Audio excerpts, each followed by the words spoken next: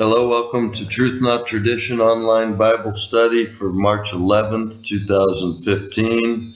I'm Tony Samario here with my father, Brother Sal. Welcome, Dad. Oh, thanks for having me, Tom.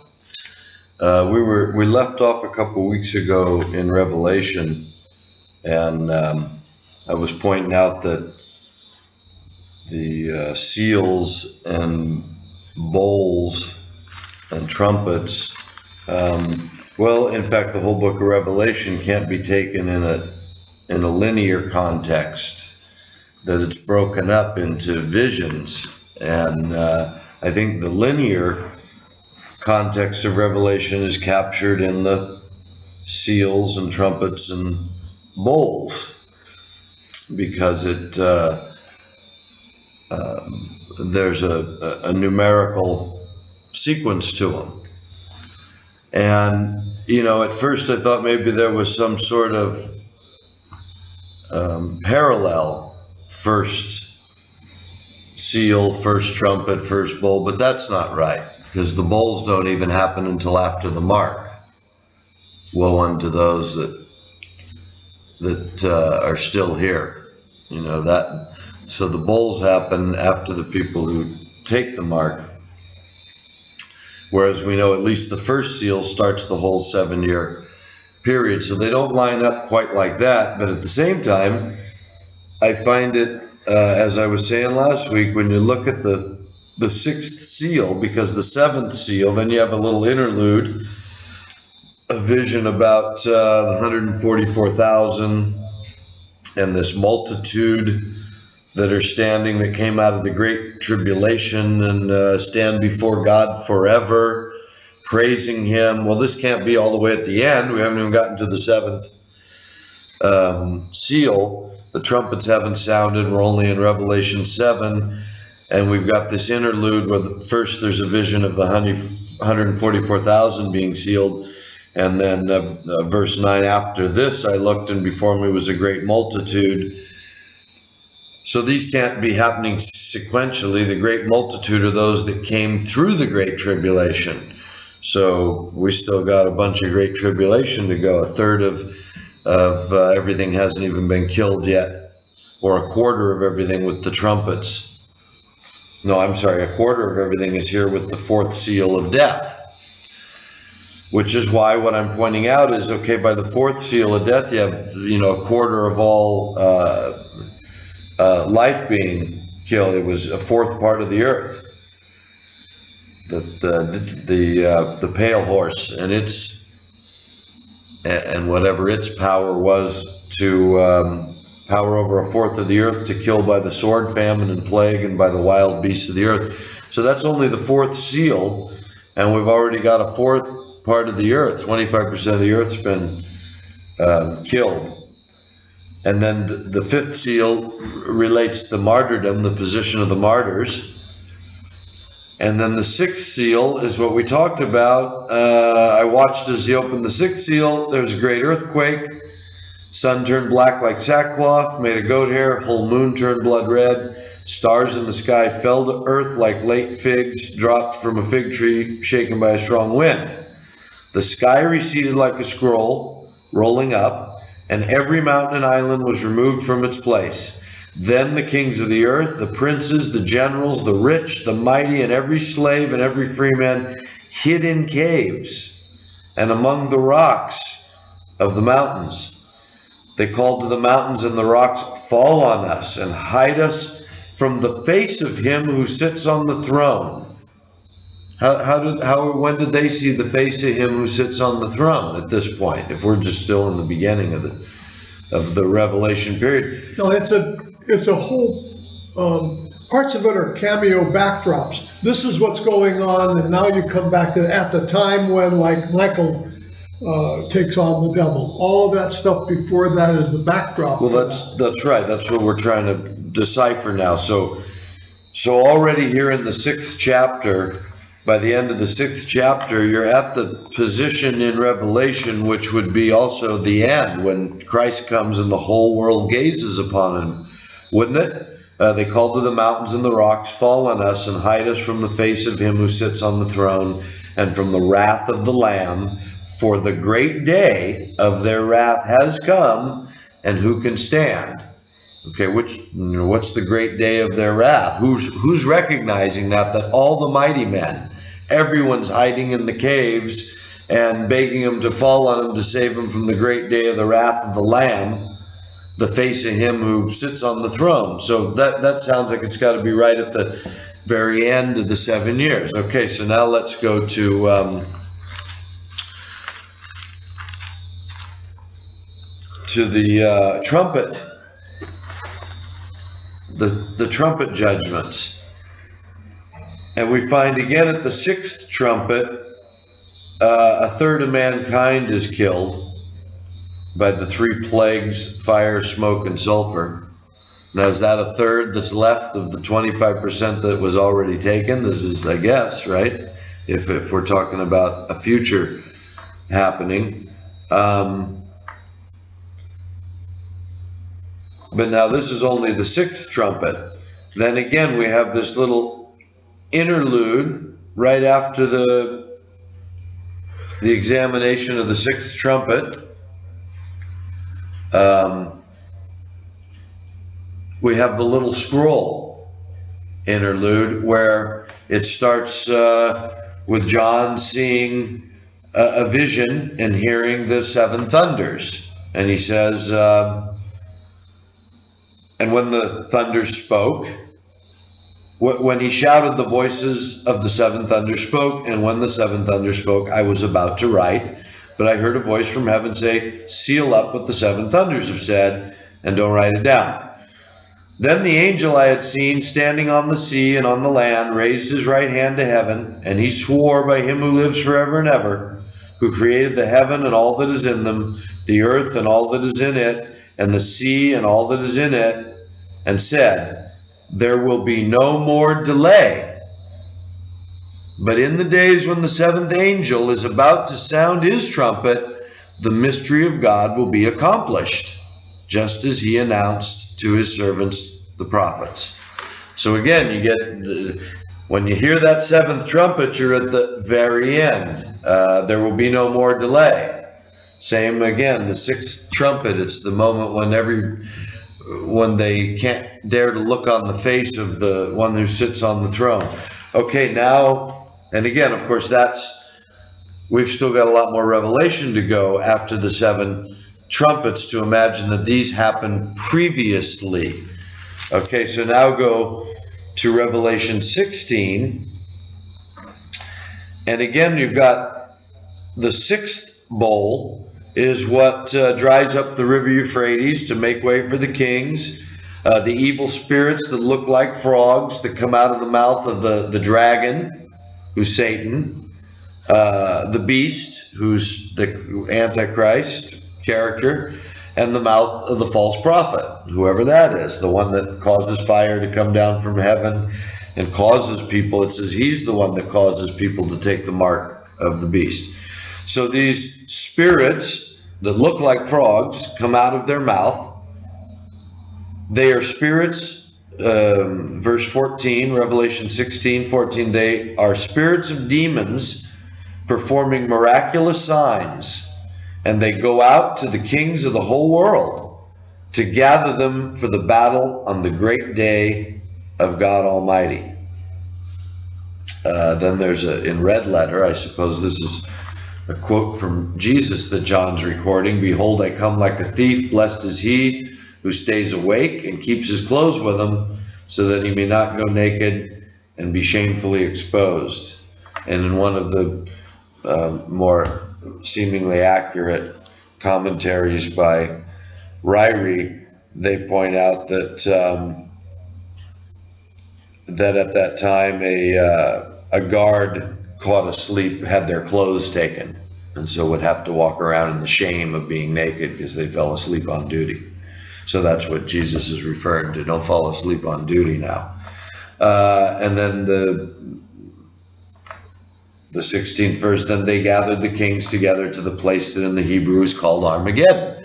So this is our record of this gathering. It comes from these frog spirits or these spirits that look to John in this vision like frogs, and they go gather the kings of the earth to Armageddon. Okay, this is the sixth bowl now, so this is where we're at in the story.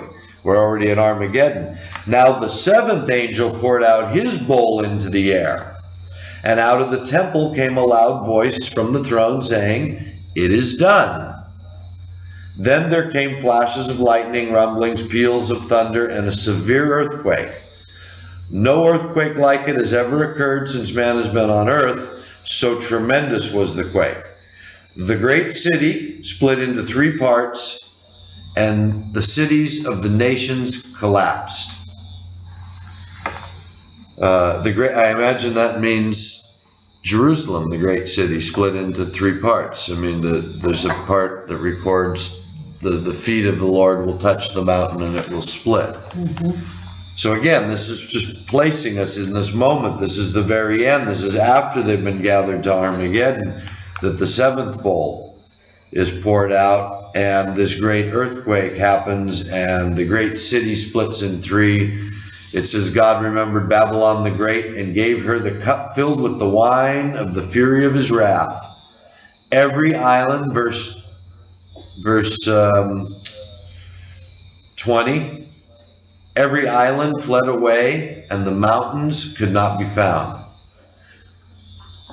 From the sky, huge hailstones of about 100 pounds each fell upon men, and they cursed God on account of the plague of hail, because the plague was so terrible. Now go back to Revelation 6 again. I watched as he opened a great seal. There was a great earthquake. Mm-hmm. The sun turned black, the moon turned to blood. Okay, that's not recorded, okay, over here from the seventh bowl, but we got this great earthquake, and then we got the sky rolling up like a scroll, the stars falling to heaven like figs dropped from a tree, and every mountain and island removed from its place, and all the kings of the earth hide in the caves, praying to be saved from this plague. So interesting, just the way it sounds to me like it's a vision of the same moment, told from the different perspectives of the vision of the seal and the vision of the bowl. Mm-hmm. So that what it seems to me is these are all separate visions of these things that are being poured out at their various times that fill in this entire schedule. And they have to do with various aspects of maybe of just the telling of the story, the trumpets, the seals, the seals go with the horses, they display it that way. But again, still by the fourth seal, you have a fourth of mankind being slaughtered. By the sixth seal, you have every mountain moving from its place and the stars falling from the heaven. Who's making peace after that? Who's worrying about the mark of the beast? If every free man, every slave, every king, everybody's hiding in the rocks from the face of the Lamb, the mark of the beast can't be after that. This must be, again, a picture of the very end. So this is just to point out that the vision of Revelation isn't one of a linear context, that first come the seals, then come the trumpets, then come the bowls. It can't be that way. Nothing could follow that sixth seal in the sense of making peace. Then you've got the first, if you're going to follow the sixth seal with what? The sealing of the 144,000? Where are they? Hiding in the rocks? See, I think when you open the seals, you open the whole picture. Well, yeah, I say, however the metaphor, but that's right. It's somehow a vision of this entire period being told through this unsealing. Right, through the first, yeah. Because remember, there's thunders as well. Right. So they don't add any. The seals announce, and I forget how it goes. The seals announce, the bowls do something, and anyway, go ahead. Well, yeah, I haven't put my finger on the algorithm. I'm sure somebody has. I imagine someone's worked out how these seals, trumpets, and bowls fit together with the larger picture. This is what I'm trying to get at. There's a larger picture there that starts with, that we can tell in Daniel through the 70th week, the people of the prince that shall come. Remember, the Jews still have to call somebody their prince, their Christ, and it would seem they're gonna call a false Christ their Christ. That's the nature of the Antichrist, who tries to destroy them, who they think is their worldly deliverer. So remember, this is all a picture of that, and what's going on in this last 7 years, as we go from them accepting a false deliverer, making peace, rebuilding their temple, beginning sacrifice, having this false Christ stop them from sacrifice, declare that he's their God. Now you got to worship me. Now you got to take a mark to be part of the world, or we're going to kill you. And now we're killing everybody that isn't part of our system, that isn't taking our mark. So there's this series that's going on, and Revelation doesn't undermine that at any point. It's simply describing the events through different visions. And so then you come to chapter 17, and 17 through 19, which I've always seen as this a vision apart from the central issue, this woman riding a scarlet-colored beast.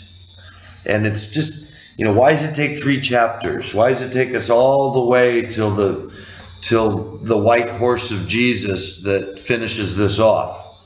And so how does it start? Chapter 17. One of the 7 angels who had the 7 bowls came and said to me, this is right after the end of the 7th angel poured out his bowl, and every mountain and island was moved, and the plague was so terrible from the hail that everyone cursed God because of the plague.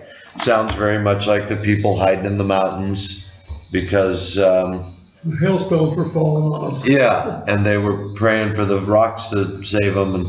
But again, you still even have more, because all right, all the way back at the 5th trumpet, you've got the locust demons that come out and torment people, which explains why they're in the rocks, hiding from the face of the one on the throne, once they've been through that. And then they come now to the 6th trumpet, which is the one that rolls up the sky and sends down the figs, and everybody's hiding from it starts with the great earthquake. Then after the 5th trumpet of the plague of the torture, the stinging of the locusts, you have the 6th trumpet, which is the killing of a third of mankind from the 200 million mounted troops of some sort of demons that are released. And then you have this little interlude where the thunders speak.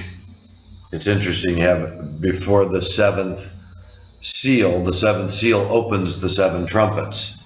And before the 7 trumpets, you have the 7 thunders that are told not to be written down. And then it just simply points out that at this point that the 7th trumpet's about to go, the angel rose his hand and swore by everything that there be no more delay, but in the days when the 7th angel is about to sound his trumpet, the mystery of God will be accomplished, just as he announced to his servants, the prophets. So there's, again, very little doubt that we're talking about the same end of the tribulation period. 5th trumpet lets out all these demons. 6th trumpet, a third of the flesh is killed, and by the 7th trumpet, it's all accomplished. So, who's got time for bowls at this point? And yet, by the bowls, we see somehow the same thing, not the same thing, but we see a different view, same time period. It's all covering the time period that's appropriate to it.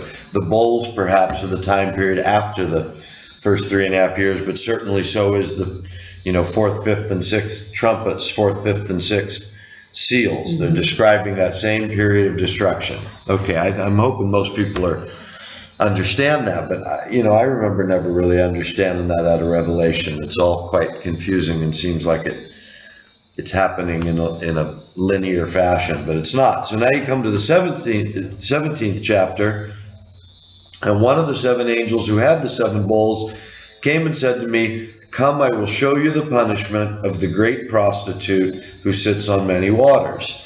Now this sounds like something outside of everything we've been going through here, right? The whole thing is this death and destruction of the wicked through the bowls and the trumpets and the seals, and now we're going to go see something else. But no, in fact, what I see now is this 17th, 18th, 19th chapter is now the zoomed in picture of what all this destruction's all about. It's the punishment of the great whore.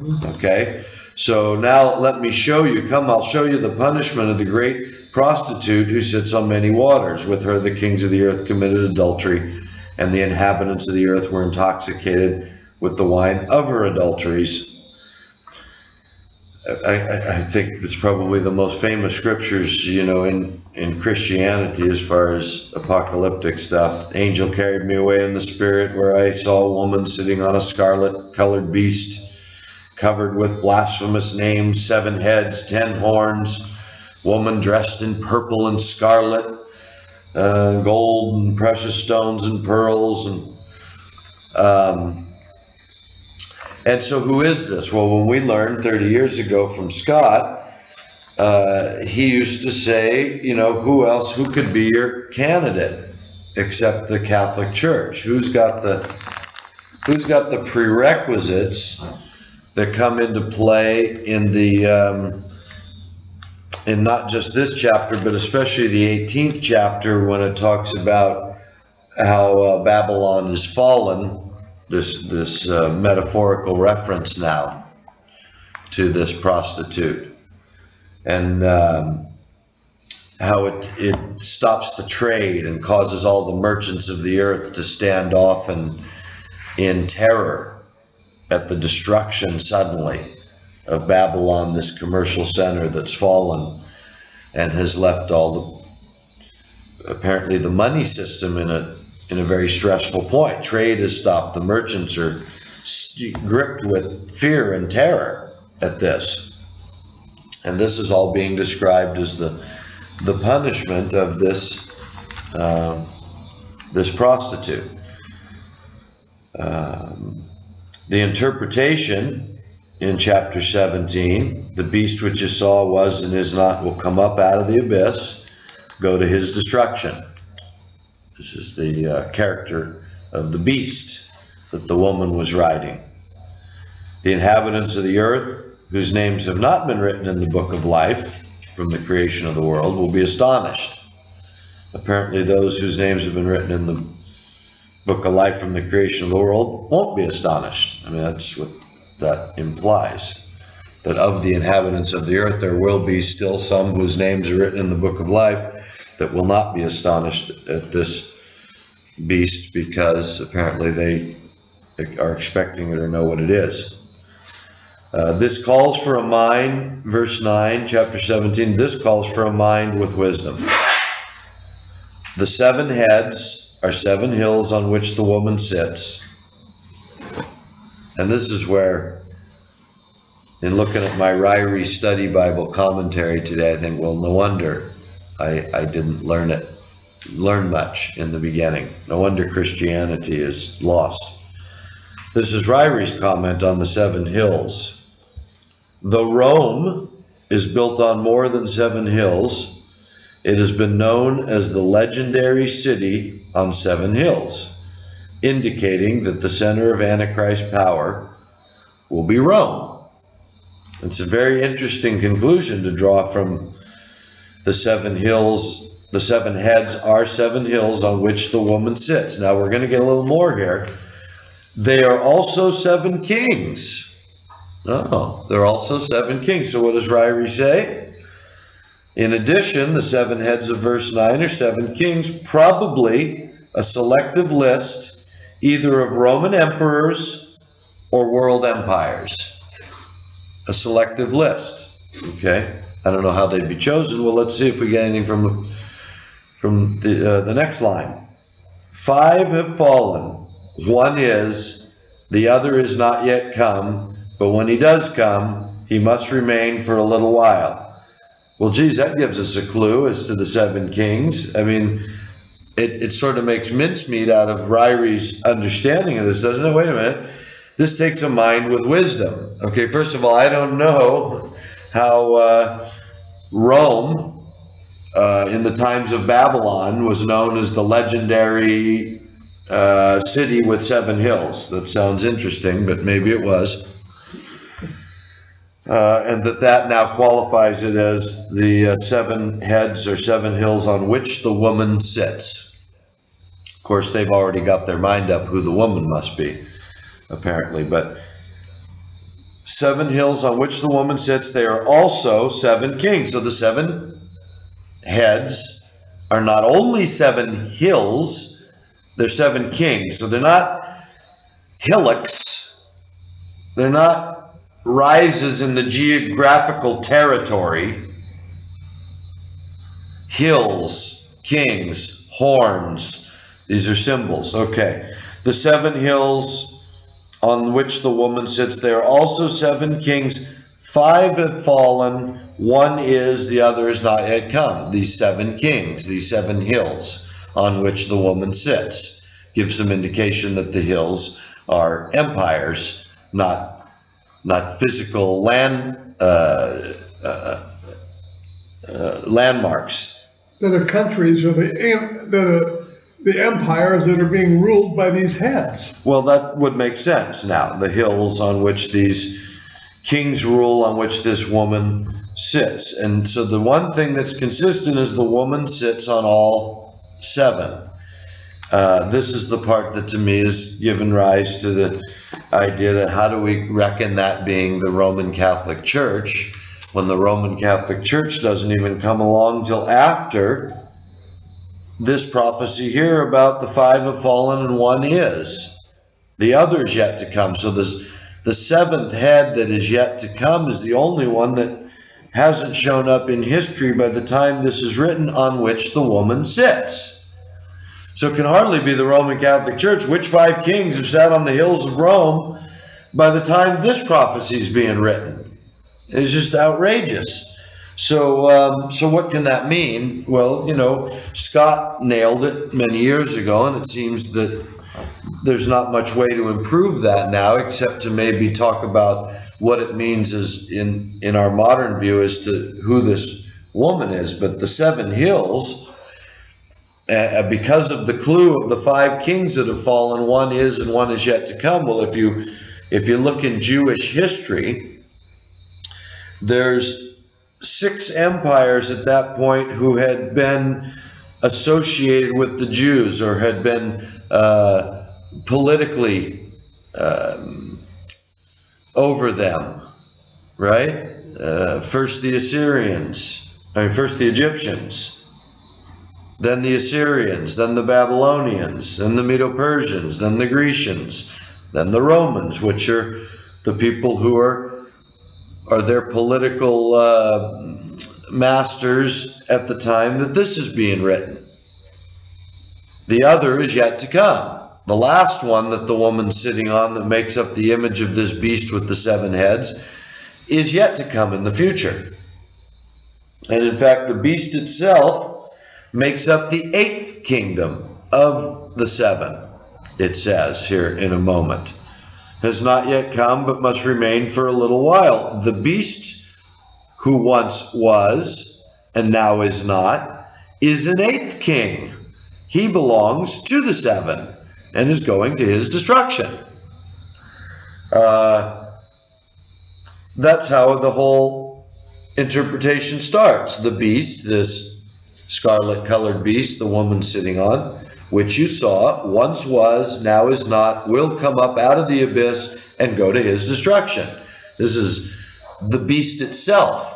The beast itself is made up of 7 heads, 5 of which, by the time Rome's in power in history, have fallen.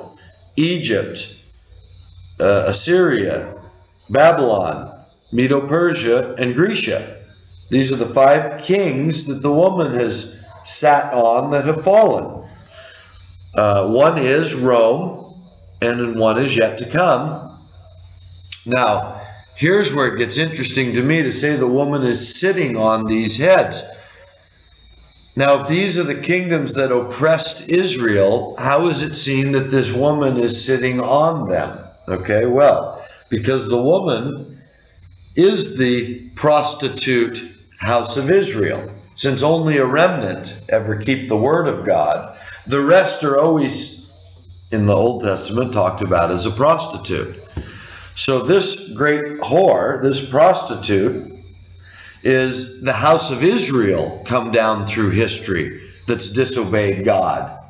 And how have they disobeyed God and been, how you'd say, sitting on this beast? Because they are the representative of God's people who, instead of following the law, made a pact with the rulership of its day. Whether it was Egypt, Assyria, Babylon, Medo-Persia, or Grecia, they became part of that political system. Instead of saying, nope, we've got to keep this law of God. We've got to be separate. We're the chosen people, and we can only be like this. We can't do anything else. We can't pray to any other gods.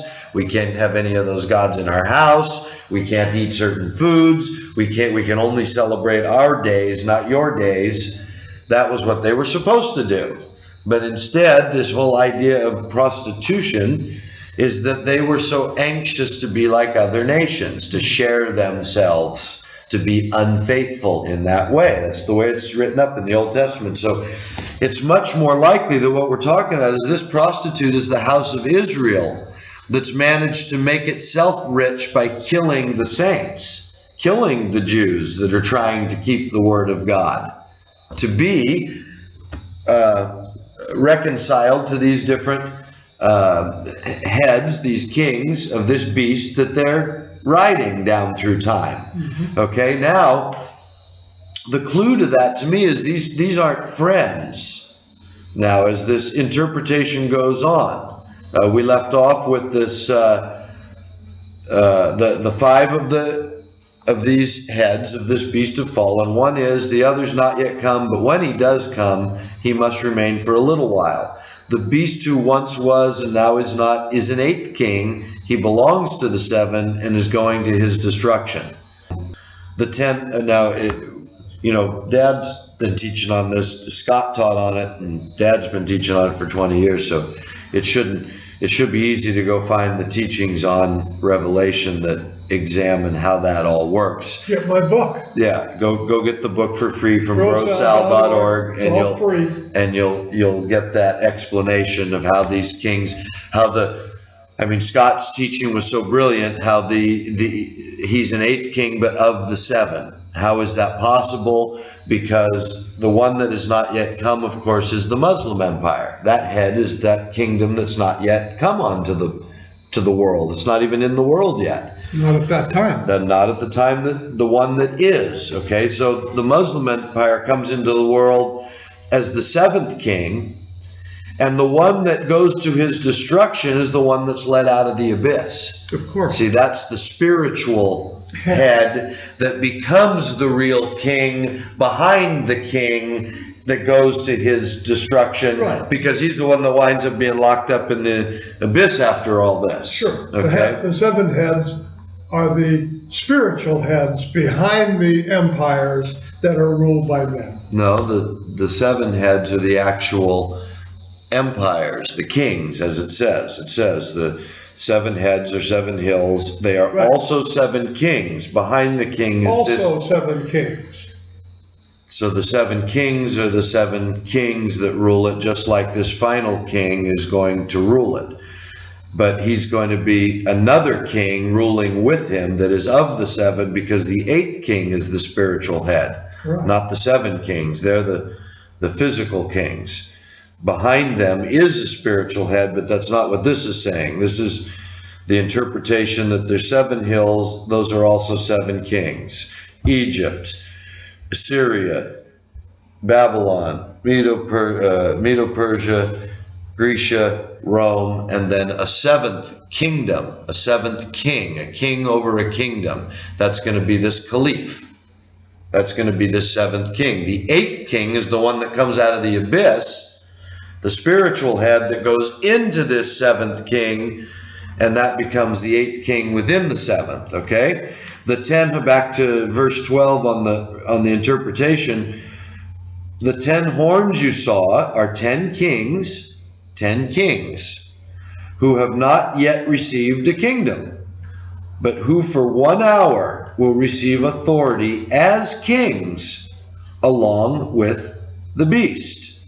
The beast we've already talked about now is this 7th kingdom come 8th kingdom. The beast now becomes this beast who's ruled by a spiritual head, who's got a physical king as its apparatus, the 7th king in this 7-headed beast that the woman's on. And the interpretation of the 10 horns on this 7-headed beast is that they are kings that haven't yet received a kingdom. Again, this is in John's day when Rome is ruling, when the 7th kingdom hasn't even arrived, which brings us in a parallel with Daniel's prophecy of Nebuchadnezzar's image.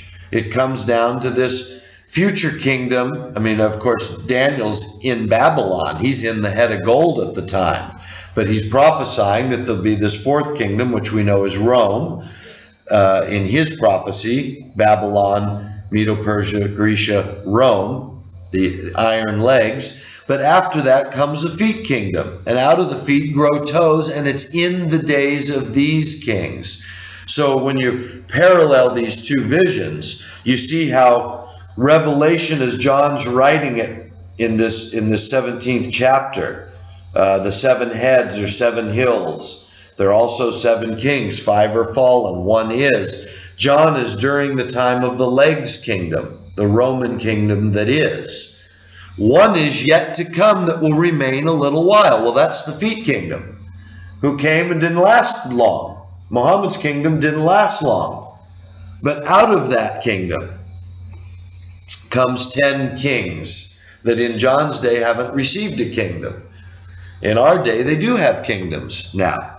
They have kingdoms that have grown out of that Muslim empire, the feet kingdom, the 7th kingdom, who's waiting for this 7th king that's going to be the one the woman is riding. And it grows out of the territory that Rome used to rule.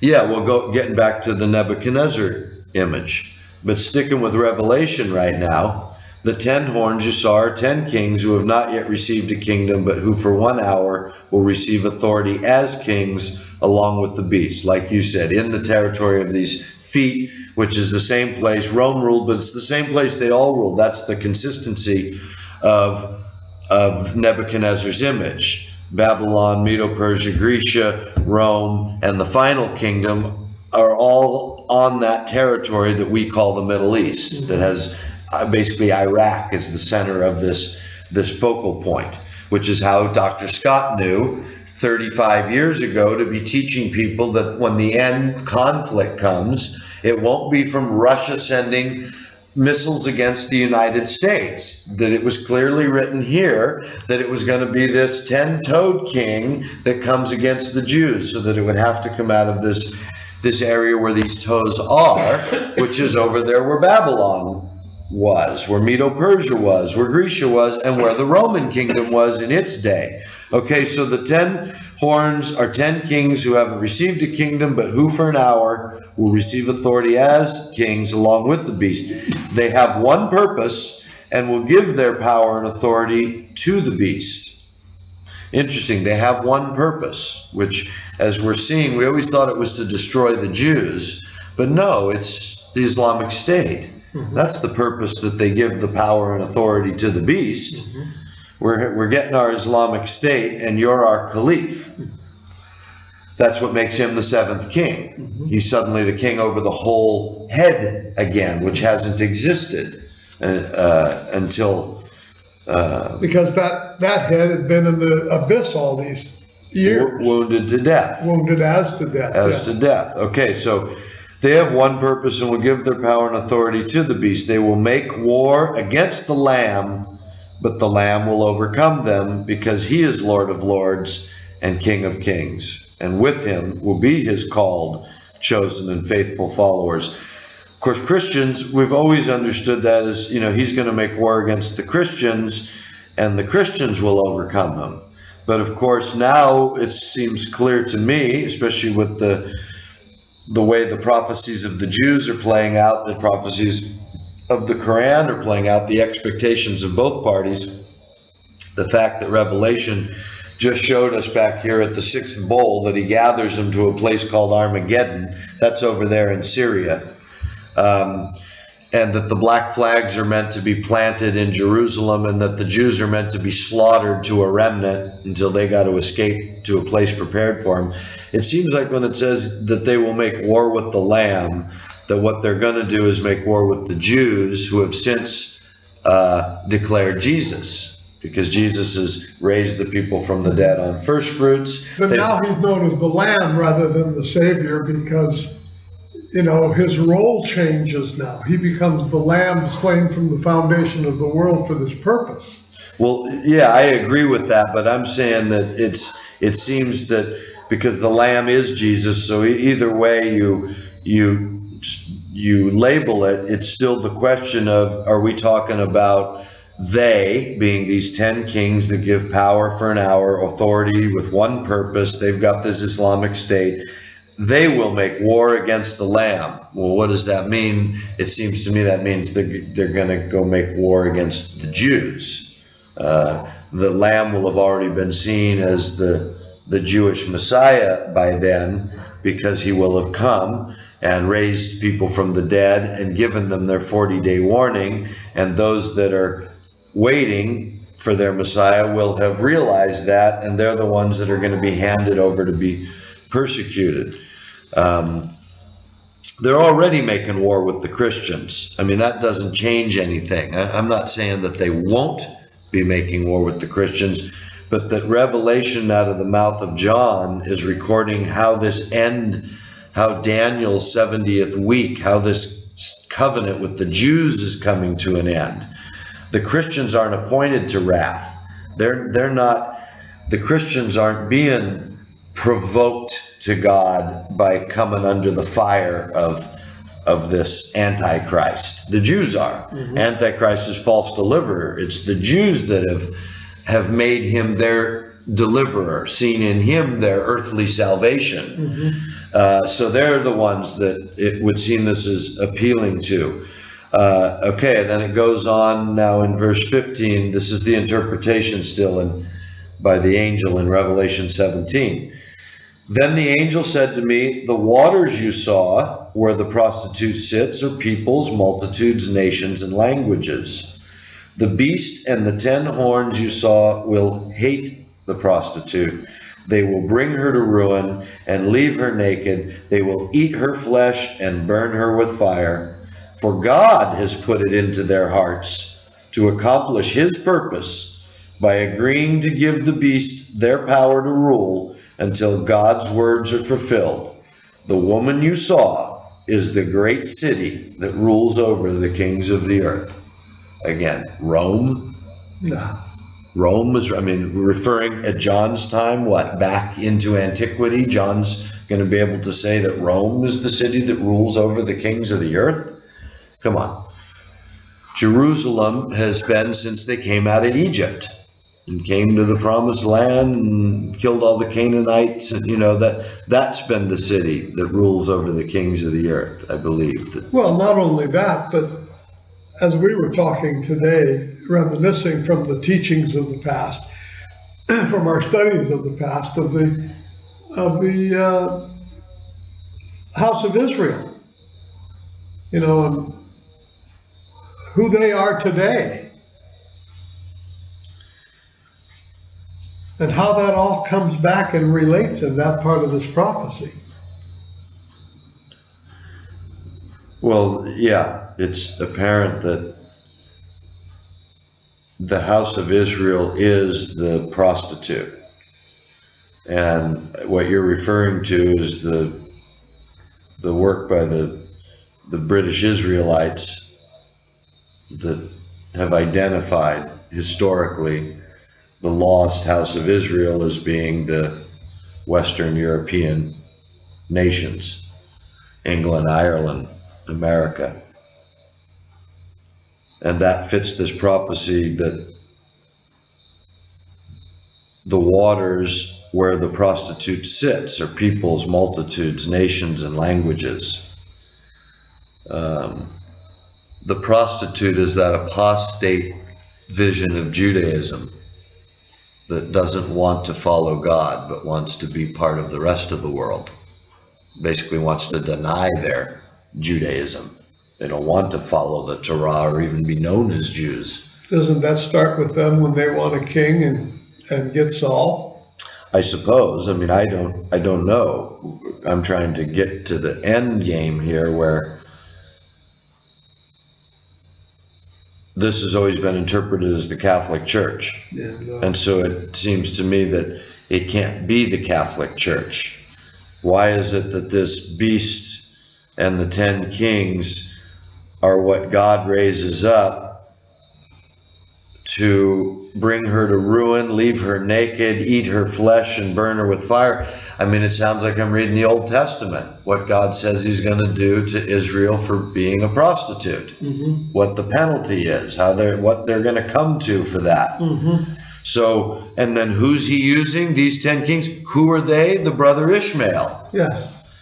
And what does it say? For God has put into their hearts to accomplish his purpose. Just like with Pharaoh. God raised Pharaoh up to accomplish his purpose. So God put it into their hearts to accomplish his purpose by agreeing to give the beast their power to rule until God's words are fulfilled. Which words are those? That for being a prostitute, I'm going to kill you down to a remnant. There'll be hardly anything of you left. And then I'll come back and save you, and we'll set things up, and you'll be my people, and everyone will know that I saved you and you're my people. So the whole 17th chapter and then the 18th chapter goes on how the rest of the world is affected by this. And now this is the part to me. Babylon can't be the city Jerusalem. And this is where our discussion of the greater lost tribes of Israel. We're not talking about the Jews. We're talking about the house of Israel. The house of Israel. The Jews are just part of this. They're the ones that one tribe, and they wind up being the absolute focal point of the slaughter. But it's the house of Israel that is this prostitute that something happens to in a day. Oh, Babylon, all this power is quenched in a day, and all the kings of the earth are mourning from a distance because they're too afraid to get close to this destruction that's happened to this prostitute, which now is referred to as Babylon. Okay, I mean, a second ago the angel just told us the woman you saw is the great city that rules over the kings of the earth. The seventh bowl gets poured out, and it says, no earthquake like it has ever occurred since man has been on earth. So tremendous was the quake. The great city split into 3 parts, and the cities of the nations collapsed. Where in God's word does he just refer to something like the beautiful land or the great city and not mean his land, his city?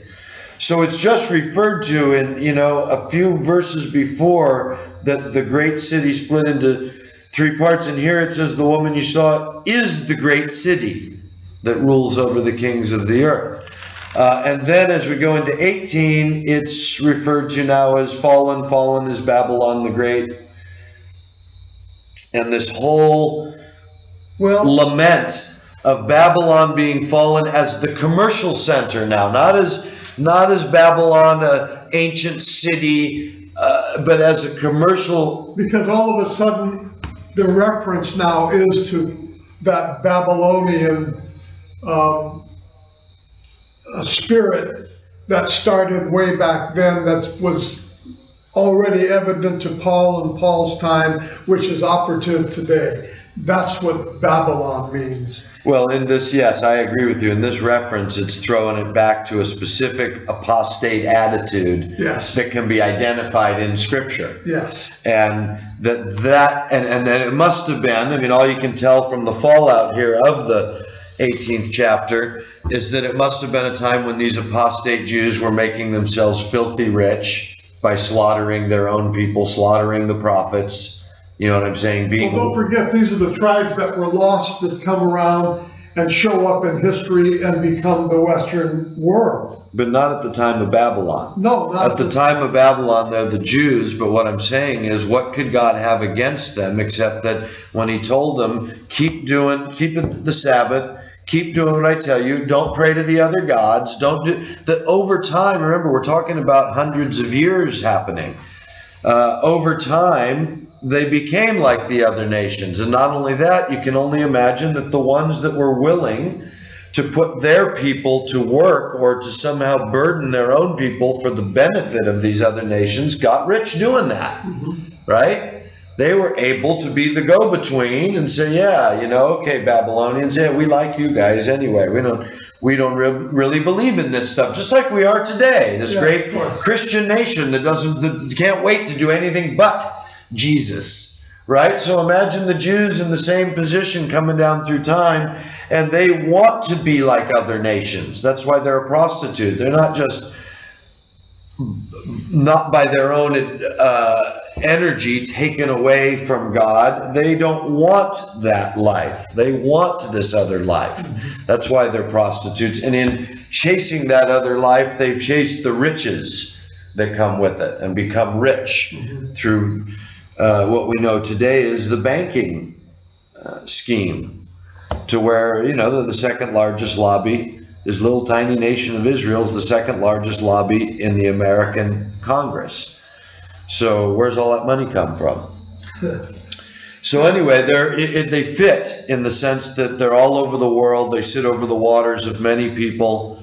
The lost tribes of Israel account for the nations that have become the banking nations, all the banking power, the commerce, the industrialists, in other words. And what does the Quran say? That the Mahdi is going to do away with the Zionists and the capitalists, right? And so this appears to be the very thing this is predicting, the beast and the 10 kings. Well, Revelation is saying that God gave them that spirit to do that. The beast and the 10 horns you saw will hate the prostitute. They will bring her to ruin and leave her naked, and will eat her flesh and burn her with fire. Okay? And now I think what we're talking about here is the capitalists, the industrialists. Because if that's not the case, why is the whole 18th chapter a lament of the rich and powerful and sort of a I told you so?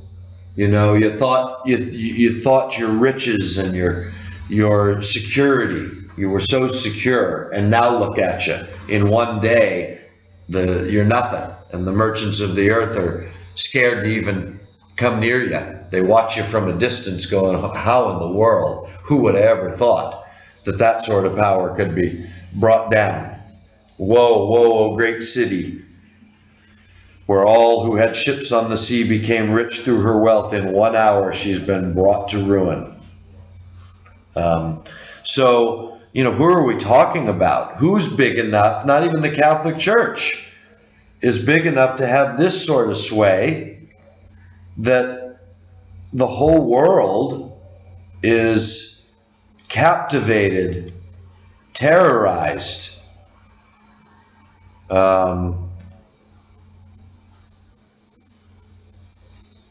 the merchants who sold these things and gained their wealth from her will stand far off, terrified at her torment. They will weep and mourn and cry out Woe, woe, O great city, dressed in fine linen, purple and scarlet, and glittering with gold, precious stones and pearls. In 1 hour, such great wealth has been brought to ruin. This is, that's another verse. So it's exclaimed over and over. The mourning. This is a real event here. This bringing to ruin of this prostitute, which of course this is nothing more than God settling his debt with the house of Israel. That's why this isn't Babylon, the enemy of the Jews. No. This is Israel, his people, become the prostitute, riding down through the various kings in time that they've been, hooked up with. Sleeping with. To the last one that they hook up with, which is the one that promises them this future safety, future riches, everything's going to be great. But it's the false one that winds up destroying them and leaving them in ruin. The question is, to me, what satisfies this? This is, I guess, where we'll pick it up next week. What satisfies this 18th chapter? Where? If anyone out there's got an idea, I'd love to hear it. Where are we talking about? What is ruined in 1 hour that the merchants of the world, every sea captain, the traders of the world are suddenly in ruins and torment and mourning over it? It's as if the stock market crashed, right? It's as if every stock market crashed. Yeah. I can't explain anything else that suits the 18th chapter. What else could that be? And so that must be toward the end, and it must be something that drastic. Anyway, we'll actually get out of here in just under an hour. So I hope you enjoyed that. I look forward to hearing from you. We're getting so close in the world to this. It's becoming more apparent. Saturdays, if you can join us on Sunday, we usually do the show on Saturday and put it up on Sunday. But the news just keeps getting, it feels surreal to me. It's as if I've been writing the news in the background for 20 years, and here it's all suddenly coming up onto the screen week in and week out, suiting the program that we've been anticipating. And so it's becoming more and more exciting. So BroSal.org on Saturdays, and please show your support and keep this word going out to people if you're enjoying it. Otherwise, take care of your neighbor and love each other. We'll see you next week. God bless.